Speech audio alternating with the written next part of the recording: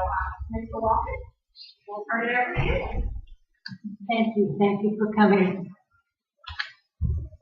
I was a flight nurse, something that was experimental. We called ourselves the pioneer flight nurses. I joined the service and went down to Bowman, to Seymour Johnson Field, North Carolina. And the nurse there, the head nurse, used to put notices on the board that came out from Washington or wherever it was. And one of them was a request for nurses, flight nurses. Well, we asked her what it was about. She didn't know anything about flight nurses. We asked the commander, he didn't know anything about it. So we thought, well, we were either curious or adventurous, so we would join. So there were 6 in our particular group in that station that joined, and I was one of them. We were sent to Bowman Field, Kentucky for training, 4 weeks of flight nurse training. And all it was is to look at a plane, and the C-46 and C-47 were cargo planes, and they converted them to an ambulance, where they took canvas straps and hung them and hooked them onto the ceiling and on the side of the plane. And then when the stretchers came in with the patient, they locked them in the loop. And that's the way they were until we came to England. Now, flight nurses are not normal. We were not. First, I told April that we moved 5 times and 5 different uniforms we had, so that would take a half an hour alone. But the first residence that we had was a Quonset hut. Now, I don't know if you know what a Quonset hut is. It's a metal, rounded, half-rounded building, and no windows, just the front and back door. And there was one room at the end of it where the chief nurse was sleeping, and then 2 other nurses. But 24 nurses in this Quonset hut.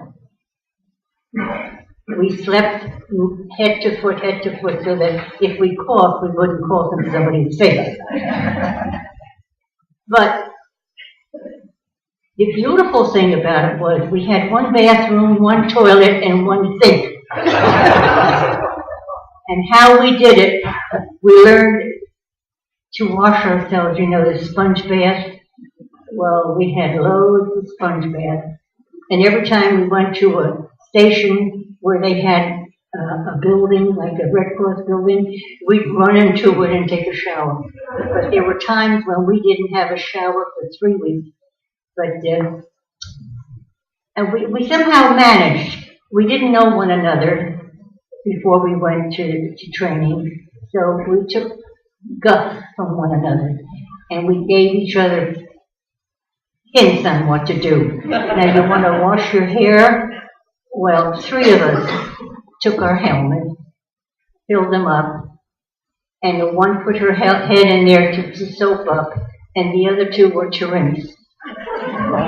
And it worked out. We didn't have dandruff or anything. We didn't have to. And it worked out somehow. And we didn't smell because we all smelled alike.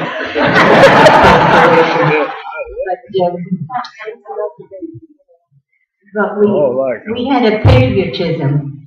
And the reason why we went to this school was if these GIs, these boys, volunteered for our democracy and freedom, the least we could do was to go and take care of them when they were sick. Well, we went over from England loaded with supplies. Now, we didn't have the Geneva Red Cross on the plane because we weren't a hospital ship or an ambulance all the way, but we brought over paint and shells and anything that they needed at the front line. And when we got on the beach, the first beach I landed on was Omaha. And when we were unloading, it was quickly unloaded and then the straps were put down, and the patients were already waiting on the beach. Sometimes it rained, and we had to cover them with a blanket so they wouldn't get wet because there was no place to put them. And then we put them in the plane, and the only things we had at the beginning was morphine, phenobarb, and mineral oil. And the mineral oil was for those that were burned, and while they were waiting, their dressings dried, so we poured the mineral oil over it. But with the phenobarb, if you could swallow a pill, you took the phenobarb. If you couldn't, then you took a shot of morphine for pain. And we flew over to England, but we were game for the Germans, and some of the planes were shot down with patients and nurses in them. We lost quite a few patients and nurses in. But we got over to England on the beach there, and they had these ambulances and jeeps and any kind of motor vehicle ready for these boys to go to get their treatment. Now, when we got those boys on the plane, we had the worst shock. We had nurses that were training in New York and California. They had never seen the injuries and the blood and the pain that these boys were going through. Some of these boys, when they operated to remove their leg, they didn't even take their pants off. They just cut the left pant off, and the uniform with the mud, the shoes, and somebody said to me, "What was the worst thing that you saw?" And I couldn't help but think of this. Not one, but a few of the boys came on with amputees, and they had their shoe put on their stomach, the one that they had taken off. And that was, to me, a horrible thing to remember. Well, we got over to England, and again we were loaded up with planes. The planes were already loaded, and all we had to do was to go on there and take care of the patients when we had them loaded. Well, we went maybe twice a day, and then if we went late enough, we couldn't get back. We had to have fighter pilots going and coming to take care of, to watch us. And then when we got home, they had the ambulance and the jeeps and everything ready for the next batch of boys. And this went on day and night. And if you went a little bit later and you couldn't get a fighter pilot to take you, we had to sleep on the beach, either in the plane, under the plane, or in the ambulance. And I had the first experience. This Captain Campbell from Scotland said, "Would you like to sleep in my foxhole?" I had never slept in a foxhole. And he said, "All you have to do is to take your shoes off and your jacket." I went in just the way I was, with shoes and jacket and everything, and I covered myself with that piece of wood that they protect you. But you couldn't sleep because you were on the ground, and the shells were exploding nearby. The ground was shaking. And then he came a couple of times to see if I was okay. And then when morning came, he asked me if I wanted to wash myself in this little bassinet that he gave. And I said, "Hell no, I want to get out of here." And our plane was already ready to take off. Now these boys were some of them weren't very old. In fact, we were just about 2 years older. I was 22, and some of them were 18. And to think that they would be living the rest of their lives without arms and legs. And a lot of the nurses never even heard of a wired mouth. And the reason they had the wired mouth was because they had back injuries. and they didn't want them to close their mouth, but they did leave a little opening for straw and a cigarette, because they were giving cigarettes for nothing, so we took them. And then when they came home, they were dispersed to different hospitals. And in Salisbury, England, there was a 1,000-bed hospital that had 400 stretcher patients that they had back injuries. Now, these were paralyzed soldiers. And they had these, not this fancy metal that they have now, but this plaster cast for a support for their legs that they had, the amputees. And not too many complained of the pain, but then all of a sudden they started to not complain, but say, we don't want him here. It was a German prisoner, and we had to take the German prisoners because they were wounded also. So, but we made sure that they were the last ones on the plane, the first ones off, so that we wouldn't have any problems. Now, I could go on and tell you, today, I probably won't be able to fall asleep. I'll remember in my mind, and my son says I have a very vivid mind, and I still have my mouth to talk, and my eyes to see not too well. But I still think of the things that we saw day in and day out, that when we came back to our barracks, we didn't have a shower, so we just lay down and tried to sleep. We sometimes didn't eat, but and we lived far enough from the mess hall that you had to walk, unless you found a boyfriend or something that had a jeep, so he would pick you up. But in snow, in rain, you walked to the mess hall. And I swore when I got home, I would never have eggplant anymore. We had that many times, morning, noon, and night. And but I still have it anyhow. But we were patriotic. And to this day, there were only 3 of my classmates, or I call them classmates, left. And we still communicate all the time, all these years. Every 2 years we had a reunion. We never talked about our amputees, we talked about what our kids were doing or what we were doing, and then remembering the happy times when we had 5 weddings. And then we had dances too, and those men jitterbugged. Some of them, those young boys, you were young then, so they jitterbugged fast, not slow. Now when we go to the Elks home, we do it slow.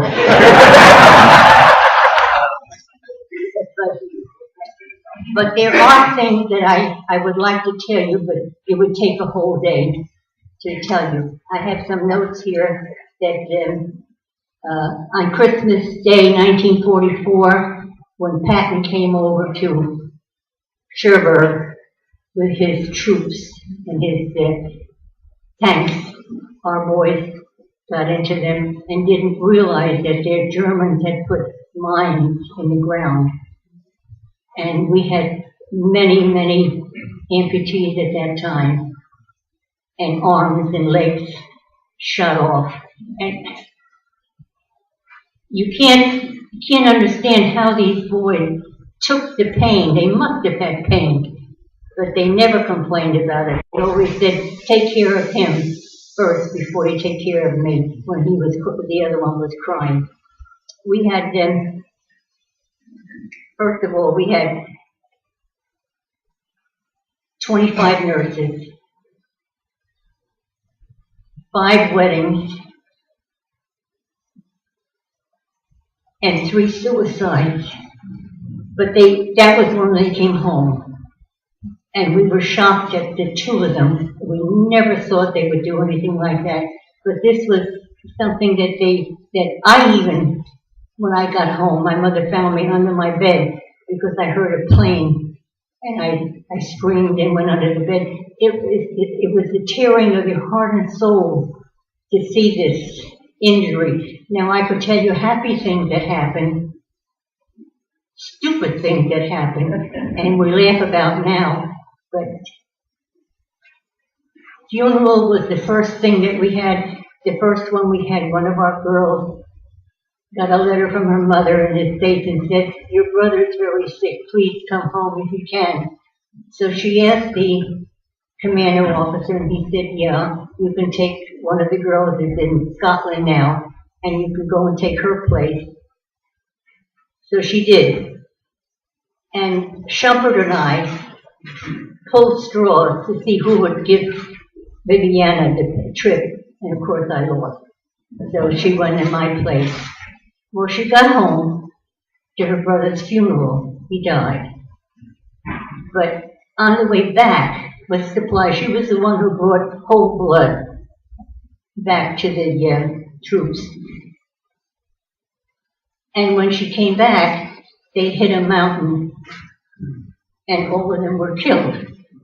She was one of them too. And one of our officers had just gotten married too, and he was killed. So when you remember things like that, you remember people now, your friends that have passed on, but we never knew them by name or where they came from because it was too personal, first of all, and there were too many. You had 24 patients on the plane, and you couldn't talk to all of them, but you did look at their dog tags to see where they were from, and just to be friendly. And they looked forward because you were like a sister or a mother or a cousin, a female, talking to them. And you didn't talk about the wounds.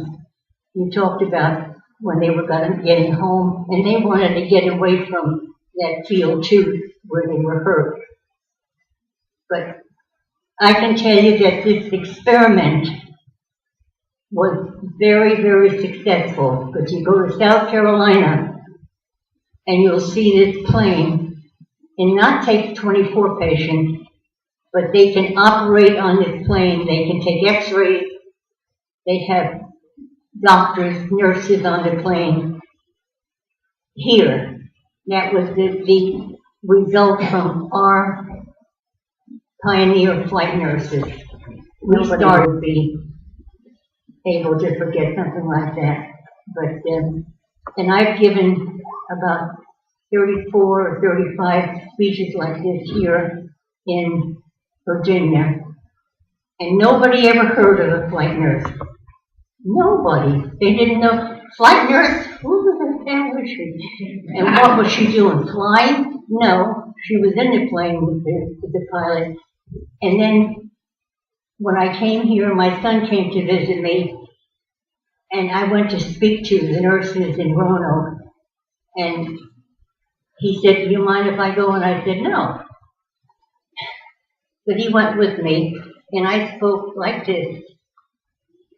And he said, why didn't you tell my brother and me this story? I said, oh, I was going to say, Ivan, Peter, lay down. I'm going to tell you a bedtime story. Blood and guts and everything. But, oh, we can laugh about it now. There are things that I could tell you that you would go rolling laughter, but it's too much to say. But as far as I'm concerned, I'm happy that I'm here. I'm going to be 93 years old next month. And my son says I have my brain and my mouth yet. But I don't have my vision quite as well. But that's about it. You know, let's see if I forgot something. Something important. Now, Salisbury, England, I told you about the 1,000-bed hospital. And anybody has some questions for the whole panel. First of all, let's thank